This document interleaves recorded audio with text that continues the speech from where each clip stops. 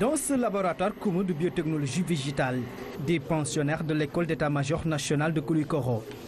Le laboratoire développe un programme axé sur la gestion de la biodiversité agricole et biotechnologie.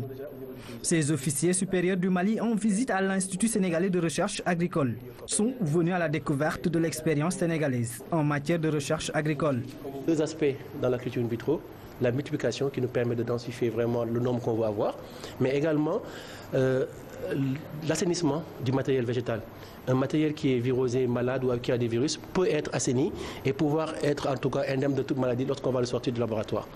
Donc c'est ça l'importance d'utiliser la culture in vitro pour pouvoir répondre à des besoins spécifiques de nos cultivateurs, de nos paysans, de nos programmes spéciaux de nos pays. Ici, nous produisons de la patate douce, de la pomme de terre, des bananiers plutôt, du manioc et tout récemment, nous nous sommes lancés dans la production d'oignons. Donc voilà ce que l'on fait au niveau de la culture in vitro, mais c'est pas la seule chose que l'on fait. On est aussi impliqué dans le programme national biocarburant, donc on produit des plantes productrices de biocarburants comme le jatropha. Le Mali et le Sénégal entretiennent depuis fort longtemps une coopération bilatérale dans plusieurs domaines. Cette visite de la 27e promo de l'école d'état-major national de Koulikoro en est une parfaite illustration. On ne peut pas reconstruire les pertes de recherche en 10 ans ou en 20 ans. C'est peut-être 30-40 ans qu'il faut. Donc c'est-à-dire qu'il faut reprendre toute une vie, ce qui n'est pas facile.